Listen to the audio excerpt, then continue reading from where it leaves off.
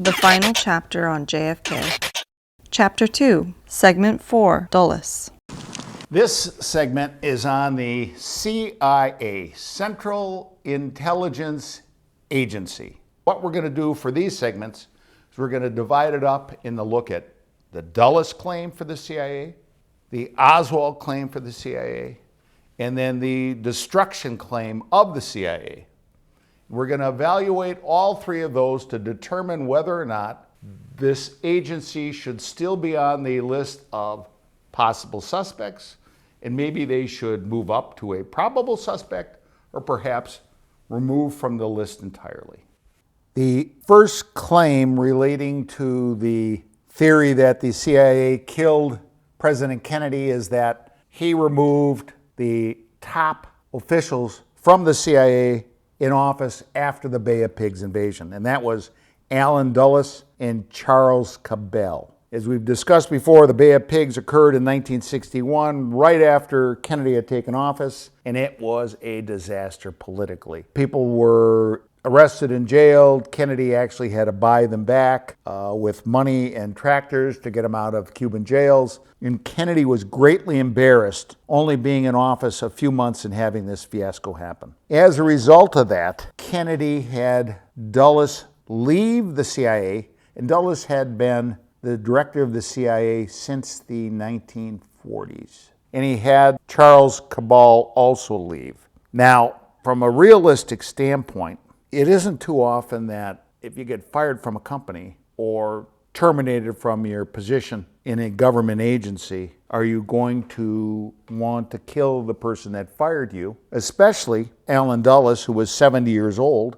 For him at the age of 70 to seek retribution against Kennedy for supposedly firing even though he resigned seems a little crazy. And when you really look at it, Dulles had the same situation in 1958 when Dwight Eisenhower was the president and a U-2 spy plane had been shot down with a man named Gary Powers in it, and it brought even greater embarrassment to the country than the Bay of Pigs invasion. And Dulles in that situation went to President Eisenhower and said, hey, I'll take the heat, no big deal, I'll resign, or you can fire me from the CIA, and that'll cover it all up. And Eisenhower said, no, I'll take the heat. So Eisenhower took the heat.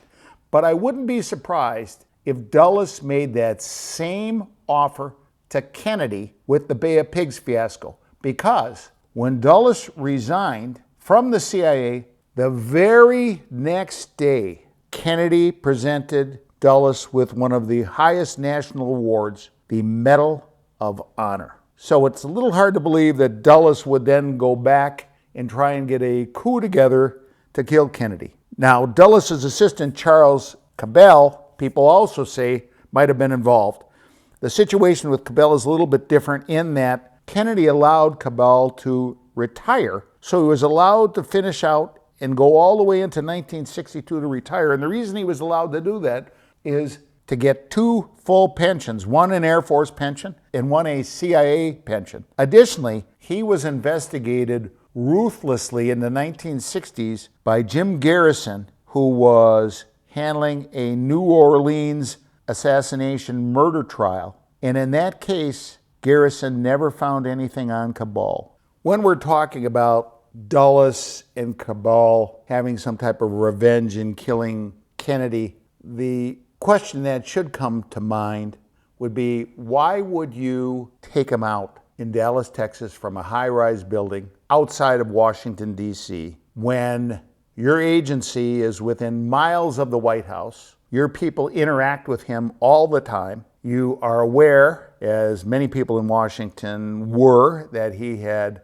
a number of relationships with people, and you also have a odorless, non-traceable poison, which was some type of derivative that you got from the Soviet Union. The bottom line is, if you were the CIA and you were Dulles or Cabell, you're aware of all of this, and you could have arranged Kennedy's death nice and easy, nice and quick, within the confines of DC, and it may have looked accidental. No one would have known. To kill him on the streets of Dallas doesn't really make much sense. And if you were going to kill him, you wouldn't have to do it in the United States, but actually when he took his trip to Germany, to Berlin, or other countries like that, where the CIA has more contacts and more people than they do within the confines of the United States. As to this part of this segment, it's hard to believe that two older men who are getting their pensions and living a good life are going to, solely for the purpose of revenge, kill someone. Kennedy appointed John McCone, who headed the CIA. Dulles and Charles Cabell were out, and this guy ran it all.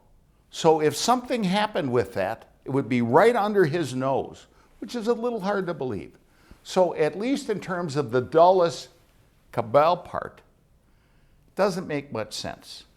Let's look at the next part, which relates to Lee Harvey Oswald's supposed involvement with the CIA. See you in the next segment.